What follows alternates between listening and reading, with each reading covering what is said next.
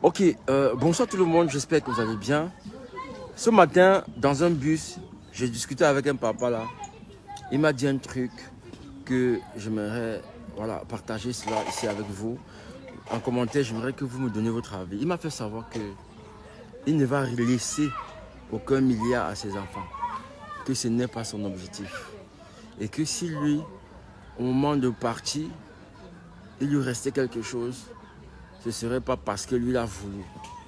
Ce serait parce qu'il a bien managé son entreprise. Il me fait savoir qu'il ne veut pas faire comme les photos Victor. Toutes ces personnes qui ont laissé les milliards et dont les enfants se déchirent. Que la seule chose qu'il veut laisser à ses enfants, c'est l'éducation. Que chacun aille à l'école, que chacun ait les diplômes.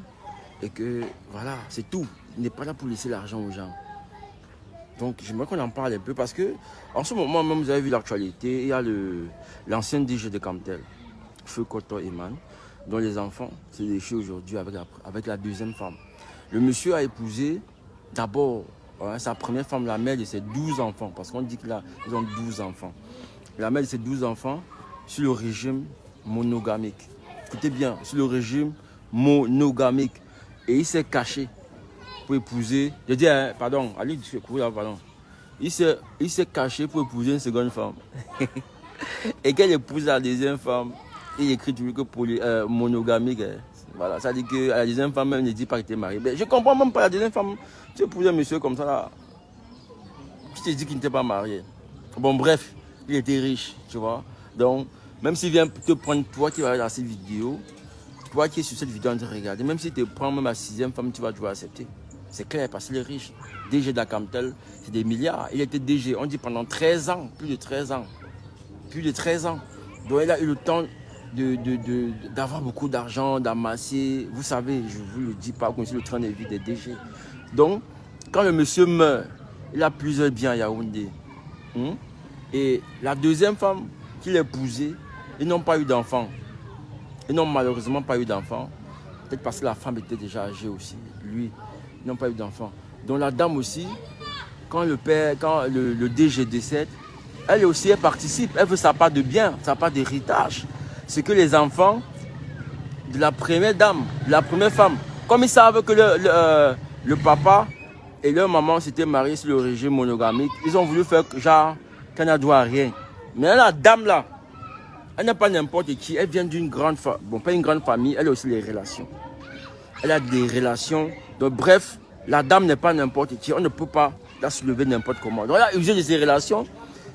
Elle allait déguerpir les enfants dans l'une des maisons du feu DG de Camtel. Ouais, un peu, non? Elle est déguerpie là. Ça a créé un tollé sur les réseaux sociaux. Les vidéos étaient abondamment partagées, je crois. Peut-être que parmi vous, il y a des gens qui sont tombés sur cette vidéo-là. Bon, il y a des gens. Vous avez aussi vu, j'ai publié avant-hier une histoire d'un papa qui était aussi dans le régime de la polygamie, qui est décédé. Et son corps est resté à la morgue pendant 1 an parce que les enfants ne s'entendaient pas. Le corps est resté à la morgue pendant 1 an parce que les enfants ne s'entendaient pas. Vous avez vu comment le jour de la levée du corps à la morgue de l'hôpital de Lorbaba, vous avez vu comment la deuxième femme refusait que le corps aille chez la première femme. La première femme voulait que, comme ils ont vécu ensemble là, que le corps, qu'on passe au moins chez elle avec le corps de son mari, qu'on ne fasse pas le deuil là-bas en fait. Qu'on passe juste non, on dépose un peu le corps en disant que voilà, tu as vécu ici pendant un certain moment, on a eu des enfants, c'était le chez toi. Avant que tu n'ailles épouser une autre femme. La deuxième femme a carrément refusé. Ça a créé un tollé général. Les enfants de la première femme ont débarqué, le corps, ils ont déposé au sol. Nous, c'était l'intervention du central de leur baba. Et ce problème-là n'aurait pas été résolu. Pour dire quoi? Pour dire que la polygamie... Oh!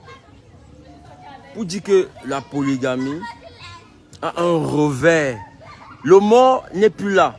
Celui qui met les gens en difficulté n'est plus. Il est mort.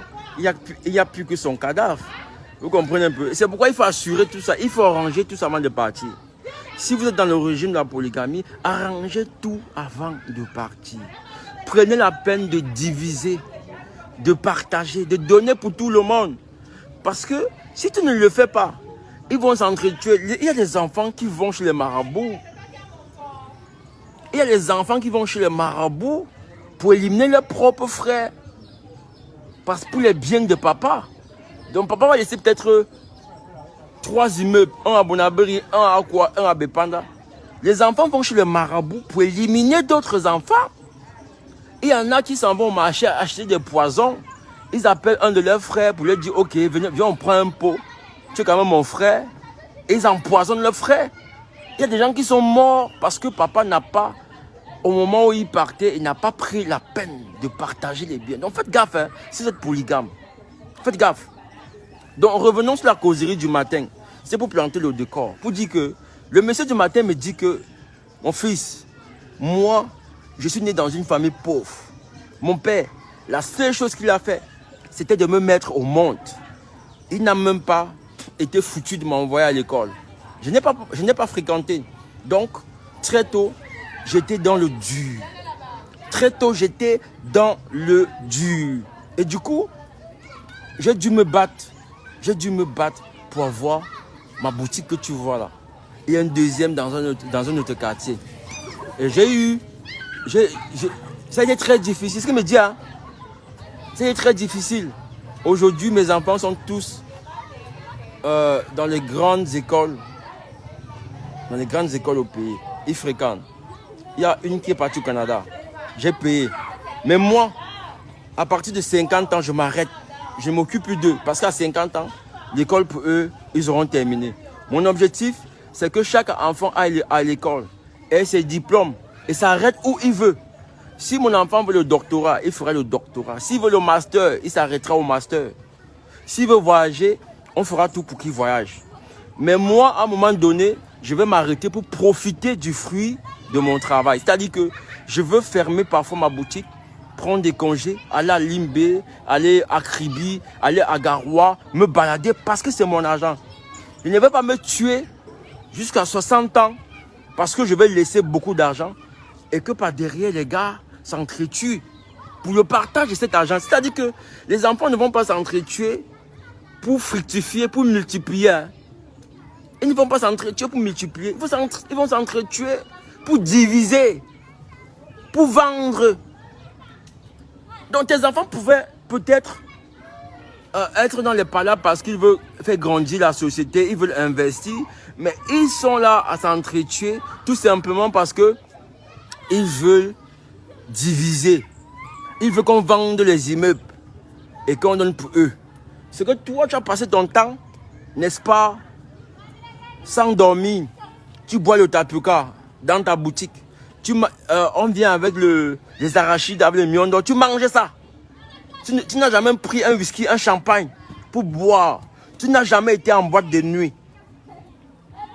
Tu ne t'es jamais vraiment amusé.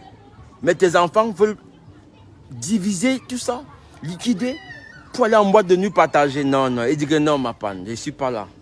Moi, il veux aussi profiter de mon argent. Dès que mes enfants sont en sécurité au niveau de l'éducation, moi maintenant, et que j'ai ma petite sécurité, c'est-à-dire que si je ne suis pas là, madame peut s'en sortir. Au niveau de la banque, je me suis assuré qu'elle puisse s'en sortir après moi. Le reste là, je ne me sacrifie plus. Je profite de la vie. C'est ce que lui m'a dit. Et je n'ai pas trouvé ça mauvais.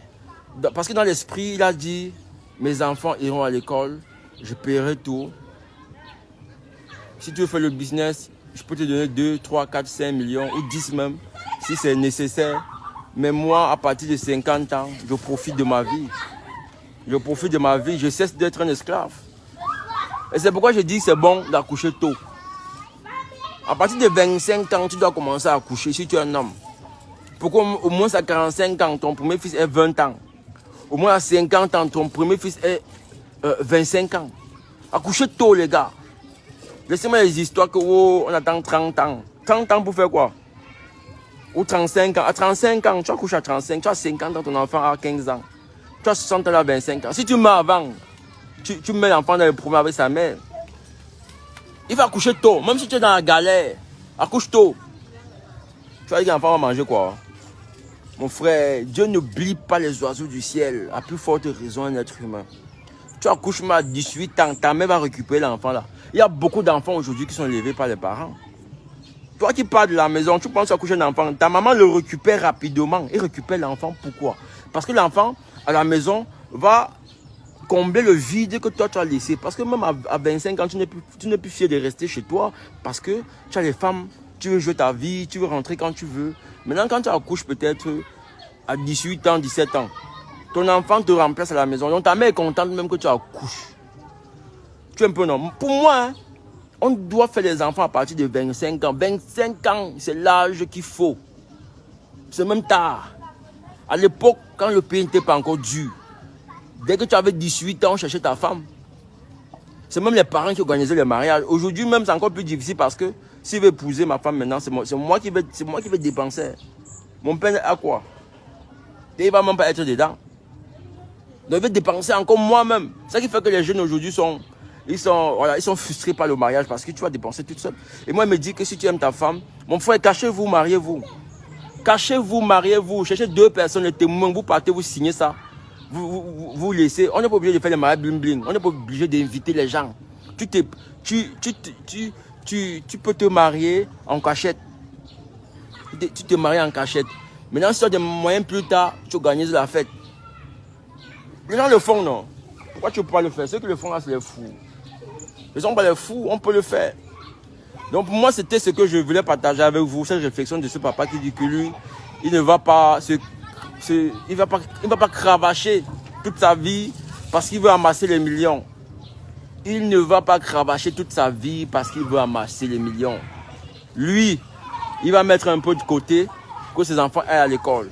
Plus tard, écoute bien, plus tard, chacun va se débrouiller, chacun va chercher. Lui, à son tour maintenant, il peut jouer sa vie. Il n'est pas venu souffrir toute sa vie. Il n'est pas venu porter les sacs toute sa vie. Son père n'a rien porté par rapport à lui. Lui, maintenant, il dit, ok, je vais quand même m'occuper de mes enfants. Je vais faire en sorte que les enfants ne souffrent pas comme moi. Mais je ne veux pas souffrir toute ma vie. Je pense qu'il a raison. Et toi, qu'est-ce que tu en penses? Dis-le en commentaire, les gars. À très bientôt, portez-vous bien.